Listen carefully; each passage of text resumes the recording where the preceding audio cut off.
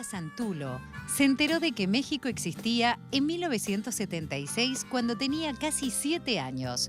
Su madre era administrativa en el Teatro El Galpón y su padre, que trabajaba en OCE, había sido detenido por la dictadura, por lo que al ser liberado, la familia dejó la casa donde vivía, en Manga, para refugiarse en la embajada mexicana. Allí vivieron durante 2 meses Laura y su hermano mayor, Fernando, a quienes una señora les mostró en un mapa dónde quedaba el país en el que crecerían y dónde nacería el menor de los Santulo, Rodolfo. Los 3 crecieron entre libros, mucha música y cine, hasta que ante el inminente regreso de la democracia en Uruguay, dejaron el DF y volvieron al país en 1984. En Montevideo estudió actuación en El Galpón y cuando egresó a los 22 años, volvió a México, donde el acento uruguayo jugó en contra de su carrera como actriz, por lo que se dedicó a contar cuentos a la carta en restaurantes, hasta que de tanto contarlos, empezó a escribirlos ella misma. Un día se encontró con Rodrigo Plá, un cineasta uruguayo amigo de su hermano que también se había exiliado en México cuando niño, quien estaba trabajando en el guión de su cortometraje El ojo en la nuca y comenzó a ayudarlo. Tanto lo ayudó que aún siguen juntos y son padres de Martín y Lucas, además de haber rodado varias películas y tener sus propias productoras, tanto en México como en Uruguay. Ha publicado 5 libros y escribe tanto para adultos como para niños, siempre creando personajes imperfectos y contradictorios que logran la empatía de los lectores, quienes se identifican con ellos. Guionó media docena de películas, varias basadas en textos propios, pero con la última, El otro Tom, sucedió lo contrario. Fue el guión quien dio lugar a la novela, recientemente publicada en Uruguay. Con un pie charrúa y otro azteca, Laura Santulo ha recibido varios premios, pero tal vez el mejor sea el poder crear empatía entre lectores y espectadores, quienes se ven reflejados en sus personajes entrañables.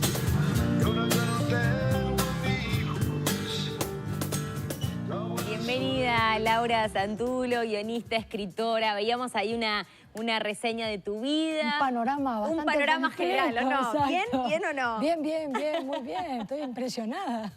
Bueno, me alegro mucho. Terminábamos ahí en esta presentación hablando de esta novela, de esta película que pone en el centro y en el eje a la maternidad y a los trastornos mentales infantiles. ¿Por qué llega esta historia? ¿Cómo eligen llevar estos temas también que nos cuestionan y nos interpelan como sociedad?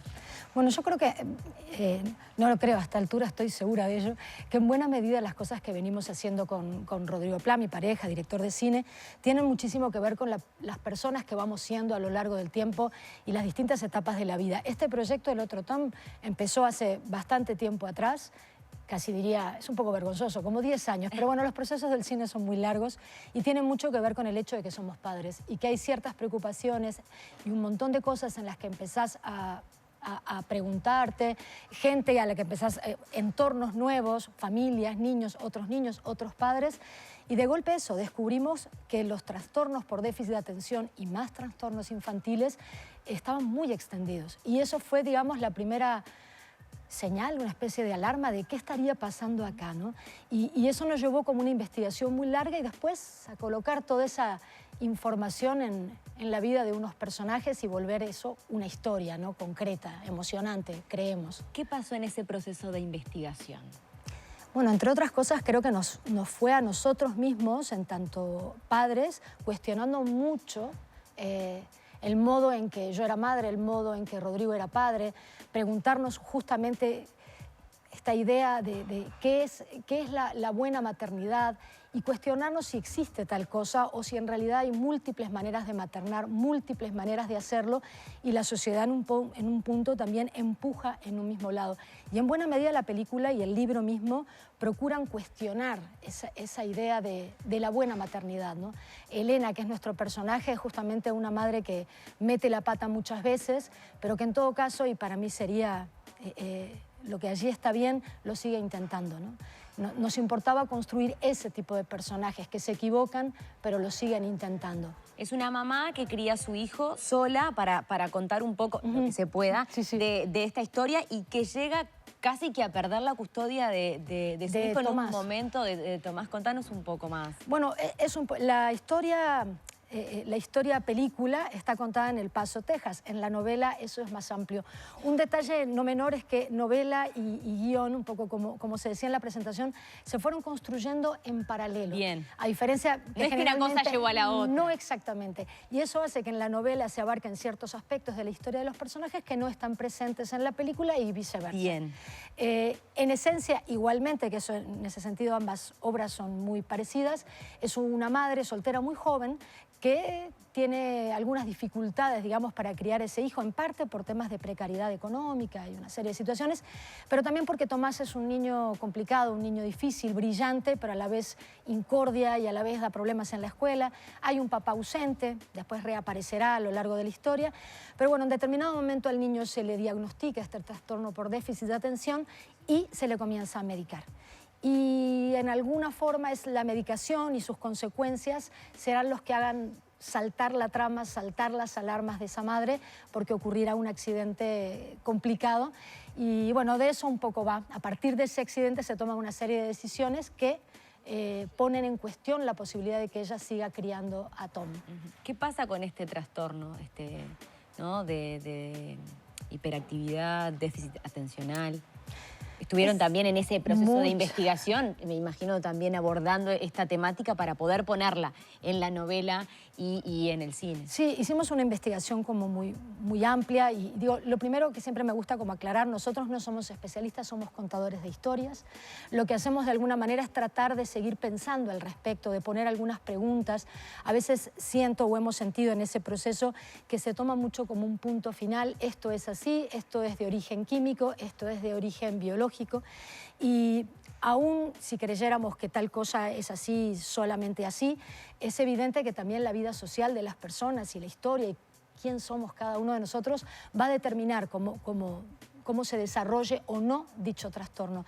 Entonces, de alguna manera, existe sí un sufrimiento, existe sí un sufrimiento también desde los padres, porque también es algo muy complejo la convivencia y cómo solucionar o cómo convivir con este trastorno, pero creo que también existe un abordaje posible desde la sociedad que puede ser distinto.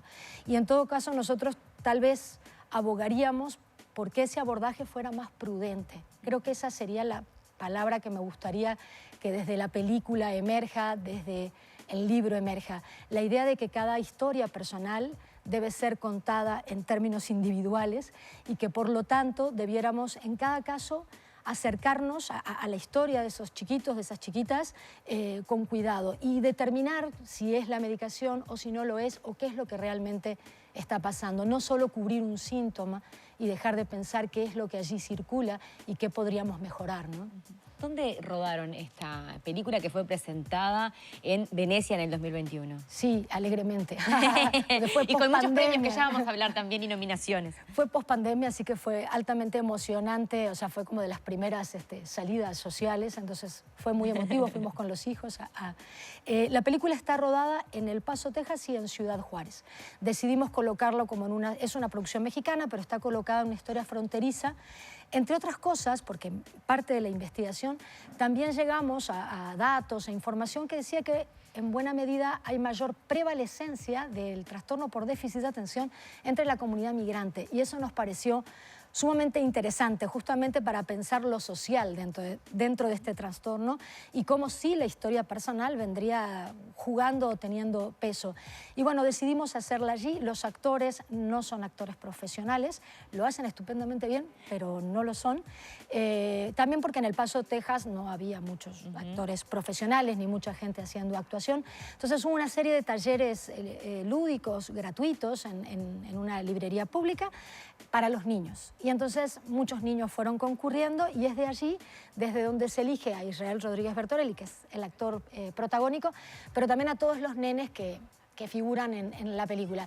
Y Julia Chávez, que es la actriz, en realidad en su vida real es masajista profesional, pero bueno, se buscó como gente que tuviera interés en participar y llegamos a estos actores. Ella incluso se ganó el premio en el Festival de Tokio como mejor actriz, así que salió bien, salió bien la apuesta. Y además ustedes quedaron contentos con el resultado, que es como lo principal. ¿Cuántos años tiene el niño? Ahí tenía, ahora ya es más grande, pero ahí tenía la edad del personaje, 9 años. 9 años. ¿Y cómo fue ese trabajo? Mira, desde lo lúdico, como decías también, desde esa librería en la que empezaron a llegar los primeros niños. Tiene una naturalidad apabullante el niño, y ella también. Creo que sí tienen algo que circula y que consiguieron, además, ellos no se conocían previamente en realidad, pero consiguieron un vínculo como muy estrecho a lo largo de la película. Curiosamente, ese vínculo además se va estrechando mientras filmábamos. La película está filmada en orden cronológico en buena parte, y entonces vos vas viendo, por un lado en la película, ellos van mejorando su vínculo de personajes, de ficción, porque al mismo tiempo también creo que iban estrechando su vínculo humano verdadero. Eso fue como muy interesante, es casual, pero fue muy interesante que así sucediera.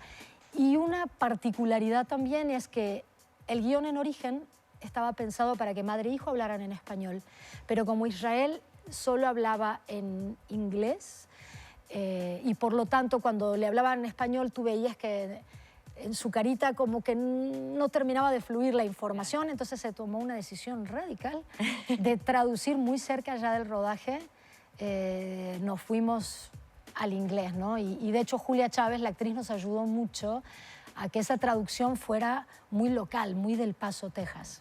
Si te parece, antes de seguir conversando, vamos a compartir el tráiler de esta película que ha sido premiada, ha tenido nominaciones, ya vamos a hablar de eso, y que además en nuestro país se estrena este 28. It's for when you're sad. Red is happiness. There's yellow for when you're bored, and black for when you're really, really angry. Why is Blue sad? The whole problem here is his attitude. He's impulsive and aggressive, and he never turns in his homework. We're talking about abnormal behavior for a boy his age. You can get in trouble for this, you idiot! Do you know why you're here? Because I'm like as in the ass. No, you have ADHD. Do you know what that is? That I'm always angry. Are you always angry? No. Is it true Tommy stopped taking his medication? Yes, Why didn't you notify the school? it's a family decision. No, it isn't. It's negligence. Please be reasonable. Otherwise, you're gonna lose custody. You don't know me nor Tommy. You don't know shit. Nosy bitch. What if they don't like me? Who? The others. The Tom on the pills was much better than me. Hi, Dr. Shaw. What's that stinky smell? Well, I think it's you. Bueno, pedimos disculpas que no tenía ahí la traducción. Vamos a contar dónde se va a poder ver, en qué sala va a estar la película. En Cinemateca y en el Casablanca. En principio, bueno, a lo mejor de Casablanca Live 21, perdón. Acabo de delatar mi época de mi...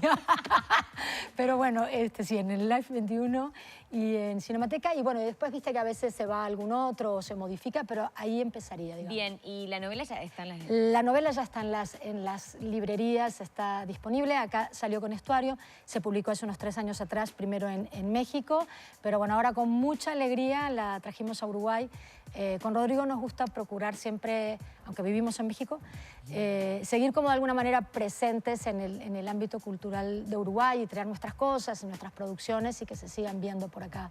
¿Dónde se ha presentado la película? ¿Qué premios ha tenido? ¿Qué nominaciones importantes? ¿Presentaciones importantes?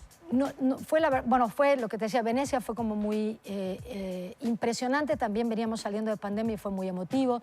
Estuvimos también en el Festival de Mar del Plata, en Varsovia, Bueno, en Tokio, lamentablemente nosotros no, la película, nos hubiera encantado estar en Tokio. Pero es como que si estuvieran ahí. Exacto. No, en otros años llevaban a los directores y Ahora pandemia, dioses, dioses.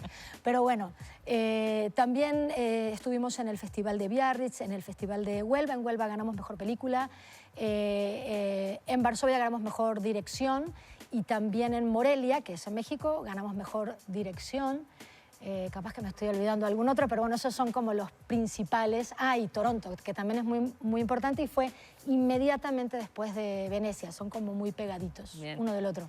Muchas gracias realmente por estos minutos. Ahí quedamos atrapados, no solo con todo lo que tú nos contaste, que no, esto que conversamos acá no lo vemos en la película y es bueno también para cuando uno la va a ver que sepa el trabajo, la historia, la investigación que hay detrás, el respeto, además de papás que mapaternan y han llevado esta historia al cine, así que felicitarte, agradecerte por traerla también a nuestro país y para repasar, sin develar mucho, ¿no? Pero en esta mamá que está con este niño y que puede llegar a perder la custodia de él, ella decide no darle, cuestionar el tratamiento que se le da al hijo por el trastorno que es diagnosticado. Exacto, Para ella en determinado momento va a cuestionar lo que la sociedad dice y va a pasar a ocuparse y a tomar sus decisiones como madre. Qué fuerte otra cosa que veíamos ahí, que son las evaluaciones, ¿no? Cuando está sentado el niño y con el, ¿no? Las tablas, las evaluaciones que los niños tienen que hacer determinadas cosas, sí o sí, considerados como normal, que es normal, también nos hace como cuestionar un poco eso, ¿no? Y por qué hay tanta presión,